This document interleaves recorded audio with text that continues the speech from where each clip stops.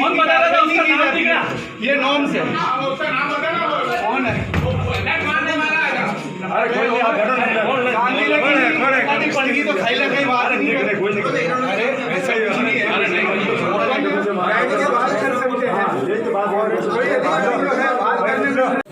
बिल्कुल बिल्कुल बिल्कुल मैं तैयार हूँ। थाने में अगर फोन करना हो तो मैं ये हिसाब से बात करो। बैंक वालों को बात करो। जनरल एडवोकेट हूँ। ऐसा है कि एसआरजी हाउसिंग फाइनेंस की तरफ से एक अनुचित तरीके से जबरन कार्रवाई की जा रही है। इन्होंने आज तक किसी भी फ्लैट ओनर को कोई नोटिस नहीं दिया, न किसी प्रकार की कोई सूचना दी। आज इस प्रकार से पुलिस को लेकर आगे जबरदस्ती उनको उनके ताला तोड़ के घर से निकालने की जो ये कार्रवाई कर रहे हैं, सर बिल्कुल अनुचित। इन्होंने कलेक्टर का ऑर्डर बताया कि हमने कलेक्टर साहब से ऑर्डर लिखा है। कलेक्टर साहब को उन्होंने पूरे फैक्ट्स नहीं बताया। ये पूरी बिल्डिंग का ऑर्डर लेकर आए हैं, जबकि इसमें 8 फ्लैट की इन्होंने एनओसी दे रखी है।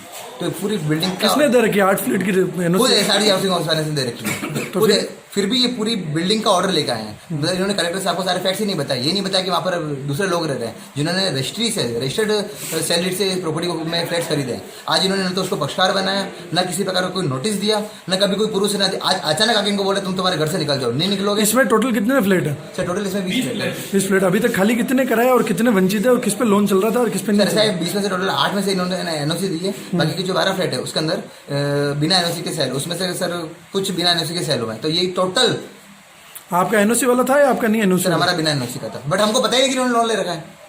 हमको पता ही नहीं कि इन्होंने बोर्ड ही नहीं लगा रखा। ना आज तक एसआरजी वाले ने कोई बताया। सबसे बड़ी बात सर, एक मिनट सर, एसआरजी की नोटिस के हिसाब से 71 लाख रुपए मांगते हैं। 71 लाख में से 25 लाख रुपए कल और आज में इनके अकाउंट में जमा हो चुके हैं, बिल्डर ने कराए हैं। उसके बाद में इनके मुश्किल से 45 लाख रुपए बच रहे हैं। अगर ये 2 फ्लैट भी सीज करेंगे, सॉरी मैं क्योंकि 1 फ्लैट भी सीज करेंगे तो भी इनकी रिकवरी हो जाएगी। क्यों ये पूरी बिल्डिंग में 12 फ्लैट्स को सीज करके इस प्रकार का माहौल क्रिएट? आप एसआरजी के लिए क्या कहना चाहोगे? सर एसआरजी वाले गलत तरीके से, अनुचित तरीके से किसी और बात की भड़ास हमारे मतलब इस फ्लैट ओनर के खिलाफ निकाल रहे हैं। अगर आपका प्रॉब्लम है तो आपने सिविल मतलब आपने 188 की कार्रवाई कर रखी है चिंतामणि अग्रवाल के खिलाफ। आपने उनके खिलाफ एफआईआर कर रखी है। आपने उसमें से एक बिल्डर को पुलिस के थ्रू आपने मतलब अरेस्ट भी करवाया है। मैटर सब्सिट्यूट है। इस पर्टिकुलर चिंतामणि अग्रवाल के खिलाफ जो आपने ऑर्डर लिया है कलेक्टर से, मतलब ये आप ये कहना चाहते हो कि जितना भी पूरा मामला ओम जी अग्रवाल और माहेश्वरी जी, प्रमोद माहेश्वरी, ये दोनों का मामला सेम था? इसके अलावा कोई दूसरा मामला नहीं था? जबरन इसी तरीके से कुछ किया गया? जी बिल्कुल सर, मेरा ये कहना है कि ऐसा है कि ये मैटर सब्सिट्यूट है। हाई कोर्ट में, डीआईटी कोर्ट में मैटर पेंडिंग है।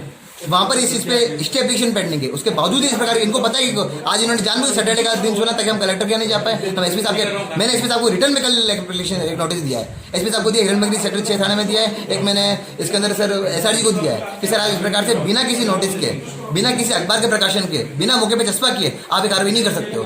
क्योंकि सुप्रीम कोर्ट 2014 में ये चीज़ कह रही है कि आप किसी किराएदार को भी इस प्रकार से नहीं निकाल सकते। तो ये तो फ्लैट के मालिक है, रजिस्टर्ड ओनर है। तो इस प्रकार से आप जो कार्रवाई करो बिल्कुल अनुचित और गलत है। बट आप इस प्रकार से पुलिस को लाके इस प्रकार से एक माहौल जो क्रिएट कर रहे हो सर, गलत चीज़ है।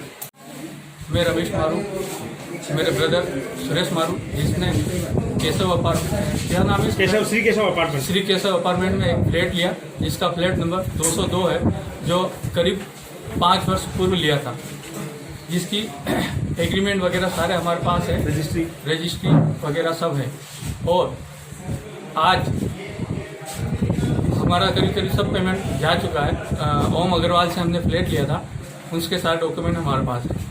कभी इस फ्लैट पूरी बिल्डिंग पे एसआरजी वालों ने कभी कोई चस्पा नहीं किया है कि हमारा लोन है या नहीं है, या कभी हमारे को नोटिस तक नहीं दिया कि फ्लैट नंबर 202 पे लोन चल रहा है और हम लोन लेंगे, या कभी खाली करवाने के लिए कार्रवाई करेंगे। ऐसा कुछ भी आज दिन तक इन्होंने नहीं कहा। और आज शनिवार को सुबह करीब 11 बजे के करीब ये आके नोटिस बता रहे हैं, ये कर रहे हैं, कलेक्टर का आदेश बता रहे हैं, पुलिस की धमकी दे रहे हैं, पुलिस की सारी धमकी दे रहे हैं। हम हमारे हिसाब से कार्रवाई करेंगे। हम तो एसपी से ऑर्डर लेके आए, तुम्हारा सामान घर के बाहर फेंक देंगे किसी को भी। जिससे मेरी भाभी जी बड़ी एकदम बीमार हो गए और अंदर सो रहे हैं।